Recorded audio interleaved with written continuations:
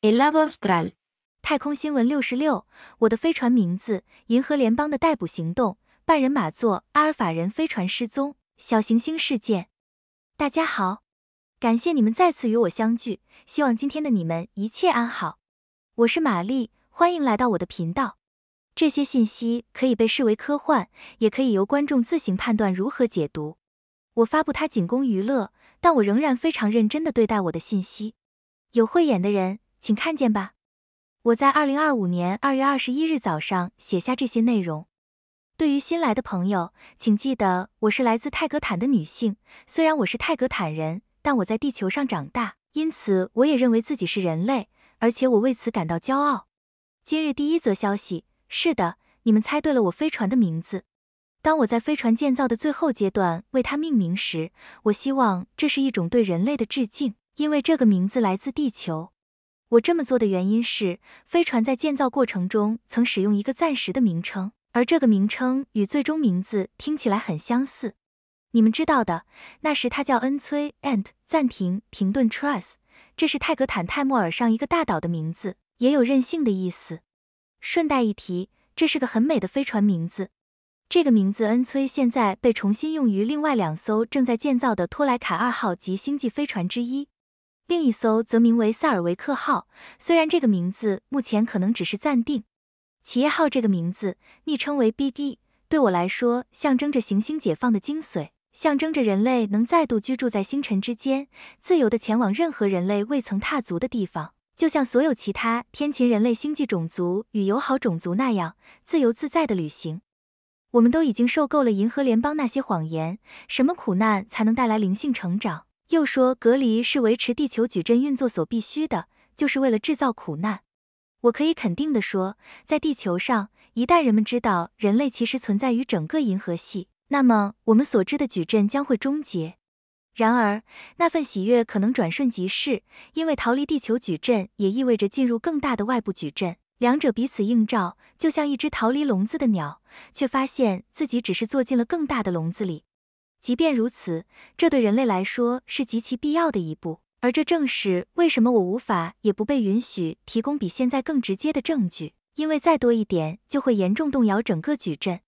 令我难过的是，现在只有我一人在发布直接的讯息来自地球之外的新闻与信息。下一则消息，几天前在地球上很难准确指出日期，一艘来自半人马座阿尔法的巨大运输飞船失踪，船上正好有700人。它的航程是从半人马座阿尔法到泰格坦泰莫尔，再有大量回家的泰格坦公民，或许是因为2个星际国家之间的紧张情势加剧所致。半人马座阿尔法人的问题在于他们非常缺乏组织，因此他们说他们没有乘客名单，也没有类似飞行日志的记录。在这个银河象限，所有高度先进的星际文明之间有着非常密集的太空交通。每天都有数十万艘星际飞船在星座与恒星间穿梭，情况类似地球上满天飞行的民航班机、军机与私人飞机。太空中活动频繁，与地球上电影中呈现的科幻景象完全不同。电影里总是一艘小小的英雄飞船慢慢地在太空中航行，花上几十甚至几百年穿越星辰。很显然，那些电影没发明超空间旅行。实际上，一艘大型星舰如托莱卡级从地球飞往泰格坦，只需平均7小时的 SIT 时间。那艘失踪的半人马座飞船在 SIT 时间上通常需12小时飞到泰格坦，这已算慢了，因为托莱卡级可在约7小时内完成相同航程。从地球飞到半人马座阿尔法的平均时间仅5分钟 SIT 时间。SIT 时间即是在飞船内以船员的码表测量的主观时间。目前，泰格坦的军事部队正与半人马座阿尔法的当局密切合作，以侦测并寻找这艘失踪飞船的下落。由于它是在穿越超空间时失联，因此情况不容乐观，因为它可能出现在任何空间、任何时间。不过，星际飞船会留下短暂的能量轨迹，其频率与震动可作为寻找线索。尽管这艘失踪飞船的轨迹现在可能已经完全消散。我们怀疑这起失踪事件背后可能有黑幕，而我也为所有失踪者的家属感到心痛。我会随时向你们更新消息。下一则新闻，银河联邦的8位代表在其位于仙女座维埃拉生物舰上的地区总部被逮捕后，提供了资料与文件，使得14位半人马座阿尔法高议会成员、参议员也遭逮捕。这些人被控策划对阿尔西奥涅议会及其代表的所有昴宿星种族发动大规模入侵，首先针对泰格坦。乍看之下，这似乎是好消息，表示清洗、清除腐败也扩展到了半人马座阿尔法半人马。然而，沃尔玛虎族表示，他们从灵界观察到，这次对高议会领袖的行动只是一场掩盖真相的行动，目的是保护背后真正操控事件的人。被捕的都是替罪羊。听了沃尔玛种族这么说后，我提出要求，把那些被捕人士交给我们的团队，让我们依照沃尔玛方式审问与处理。这包括那最初被捕的8名银河联邦代表，其中6人为半人马座阿尔法人，2人为特洛斯人，另一种天琴人类星际种族。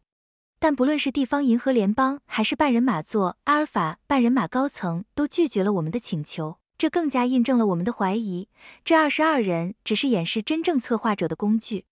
另一件令人起疑的事是，特洛斯政府几乎放弃了那2名代表，将他们视为罪无可赦的罪犯，甚至否决我们要求接管他们的请求。我目前无法准确说明这2名特洛斯人来自何地，因为我得先将银河联邦与泰格坦星区的频率地图转换成人类的星座、星码与名称，这过程有些困难。但我会在下支特洛斯人影片中说明。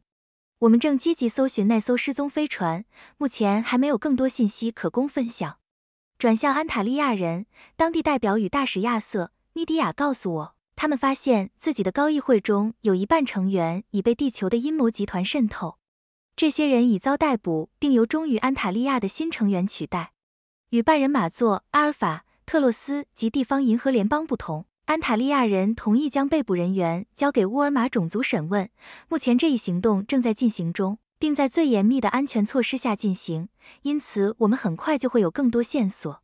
这些高层的逮捕事件将最终影响地球与地球人，因为情势正在快速升高。目前我们的团队无法直接干预地球事务，包括逮捕那里的邪恶之人，因为他们接受银河联邦与其规则的默许保护。联邦辩称，这只是维持地球矩阵完整的非预期后果。尽管如此，我们正在从外部行动，这将不可避免地影响地球与银河联邦的应对方式。这一行动的契机源自于对泰格坦的攻击，如今正逐步揭露出维持地球矩阵不变的实体、人物与组织。换个话题，近期有许多关于2032年将有小行星撞击地球的消息，但那并非 NASA 唯一认定对人类有潜在危险的太空岩石。近来的报道越来越夸大，目的是为了引发大众恐慌。根据我掌握的最新资料，上周3公布的消息指出，撞击几率已从 3.1% 降至 1.5%。我必须说，我认为这只是又一次的恐吓手段，转移人们对真正重要事情的注意力。地球的掌权者需要让人们保持恐惧，这样才更容易操控与控制。此外，他们所崇拜的许多低频实体需要恐惧与痛苦才能存活。这些实体是人类集体创造出来的群体意识体，只能在集体给予注意力时存在，而恐惧是最强大的能量集中器。我要告诉你们，总有数百甚至数千颗太空岩石与小行星接近地球，其中任何一颗都足以造成灾难。但 NASA 与任何地球矩阵的权威机构永远不会告诉你，这些岩石不可能撞上地球，因为它们同样会威胁到那些长期停驻在地球周围与轨道上的数百艘星际飞船。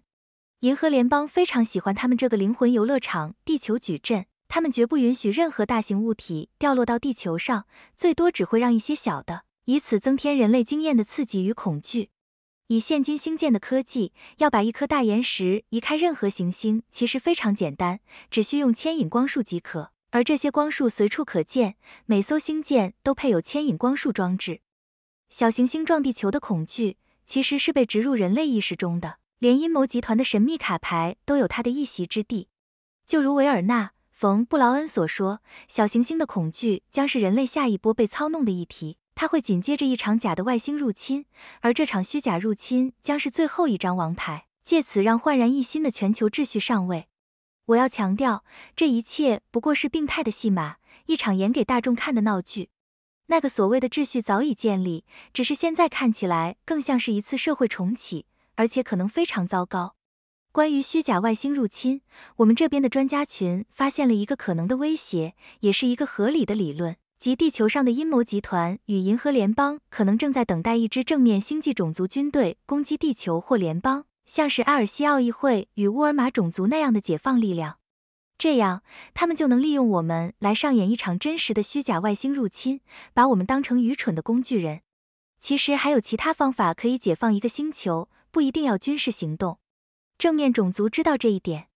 就算军事干预有其理由，但如果地球大众把正面外星人视为负面，视为入侵者，那这样的解放也无济于事。即使真的成功，地球与矩阵从此自由了，也不会被人们感激。一切的根本在于人类自己，他们是矩阵的创造者，正在活出他们自己投射出来的现实，不论他们是否喜欢。最后，给所有听到这则讯息的星际种子与光之工作者，这也跟你们有关。你们更高的意识正在做最艰难的工作，引导人类朝正确与正面的方向改变，而这将同时造福你们与我们。这是一项艰难的任务，但值得努力。你们并不孤单，我们一直在这里，从空中支持你们，尽我们所能。我送给你们一个大大的拥抱与亲吻。关于小行星与类似事件，不用担心，那只是更多的恐吓。什么事都不会发生。我们也正在调查近期短时间内发生那么多飞行事故的原因。确实难以解释，因为表面上看来每起事故原因都不同，但我们从灵界层面也在调查，乌尔玛种族的朋友也正协助我们。和往常一样，我要感谢我的频道赞助者们，没有你们，我无法制作这些影片，也无法与大家联系。你们真的让这个频道得以存活，非常感谢。今天就到这里，一如既往，满怀爱与感激的，你们的朋友玛丽、斯瓦。